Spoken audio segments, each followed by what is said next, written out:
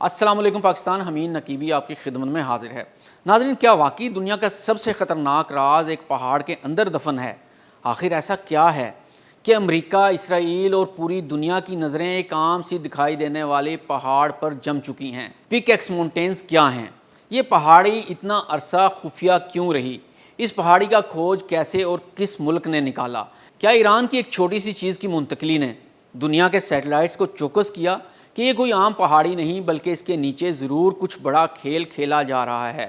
اب آبنائے ہرمز باب المندب کو چھوڑ کر پوری دنیا کی سپر پاورز اس پہاڑی کا کنٹرول حاصل کیوں کرنا چاہتی ہیں، یا پھر اسے مکمل طور پر تباہ کیوں کرنا چاہتی ہیں؟ لیکن کیا سچ میں اس پہاڑی کو بنکر بسٹر بھی تباہ نہیں کر سکتے؟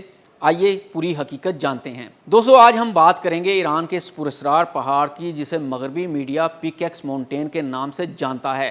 یہ نام اس کی چوٹی کی شکل کی وجہ سے پڑا، کیونکہ جب بلندی سے یا دور سے دیکھا جاتا ہے تو یہ پہاڑی ایک کلہاڑے کی طرح دکھائی دیتی ہے، اور اسی وجہ سے اسے پک ایکس ماؤنٹین کہا جاتا ہے، جبکہ اس کا اصل ایرانی نام کوہ کلنگ گزلا ہے۔ لیکن سوال یہ ہے کہ ایک پہاڑ اچانک عالمی سیاست کا مرکز کیسے بن گیا؟ یہ پہاڑ ایران کے شہر نتنز کے قریب واقع ہے، اور نتنز وہی جگہ ہے جہاں ایران کی سب سے اہم جوہری تنصیبات موجود ہیں۔ برسوں سے یہی مقام ایران کی جوہری پروگرام کا دل سمجھا جاتا ہے، لیکن پھر ایک ایسا واقعہ پیش آیا جس نے سب کچھ بدل دیا۔ 2020 میں نتنز کی ایک حساس تنصیب میں دھماکہ ہوتا ہے۔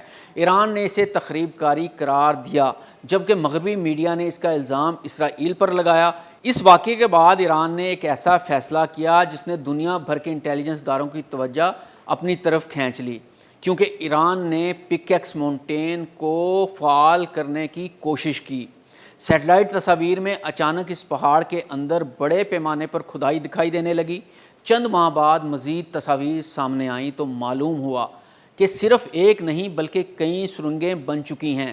نئی سڑکیں، بھاری مشینری، حفاظتی دیواریں اور پہاڑ سے نکلنے والی لاکھوں ٹن چٹانیں اس بات کی نشاندہی کر رہی تھیں کہ اندر کوئی معمولی تعمیر نہیں ہو رہی۔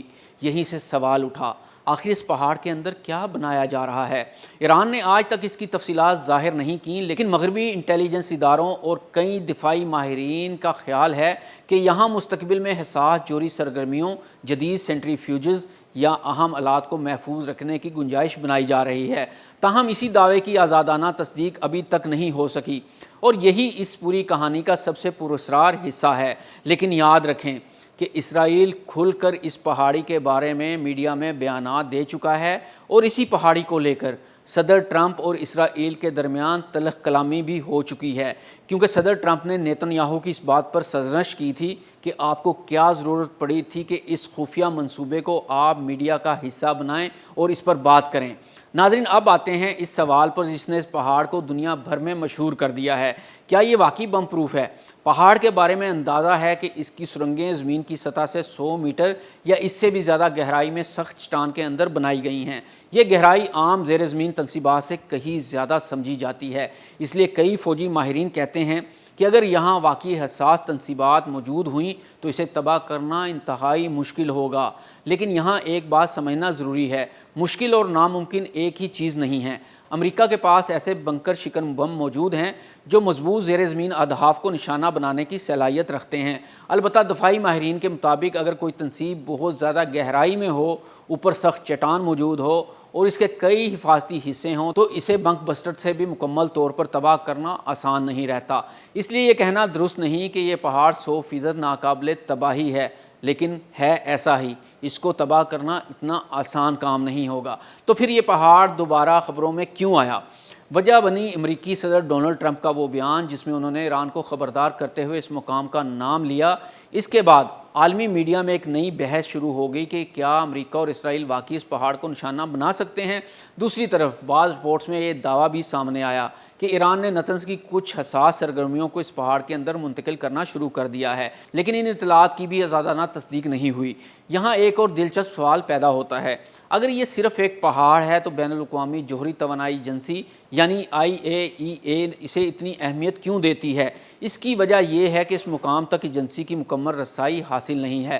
جب کسی حساس مقام کا براہ راست معائنہ نہ ہو سکے تو کیا سرائیاں بڑھ جاتی ہیں، اور یہی چیز عالمی خدشات کو جنم دیتی ہے۔ اب ذرا ایران کے نقطہ نظر سے بھی سوچتے ہیں، اگر کسی ملک کی اہم تنصیبات بار بار سائبر حملوں، تخریب کاری یا فضائی حملوں کے خطرے میں ہوں تو وہ انہیں زیادہ محفوظ مقام پر منتقل کرنے کی کوشش کرتا ہے۔